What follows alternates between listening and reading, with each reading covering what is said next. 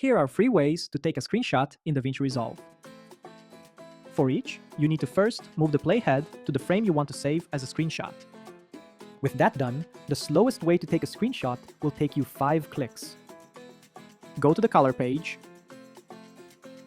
right-click on the video, grab Still. Right-click on the still image that just popped up in the gallery, export. Type a name, pick a format, and you're set. The downside is that it also creates a .drx file that you most likely don't need, and it messes up the file name by adding a tag to it. A faster and more convenient way will take you only 3 clicks. Click on File, Export, Current Frame as Still. But what if I told you there's an even faster way that will take you 0 clicks if you take the time to set it up?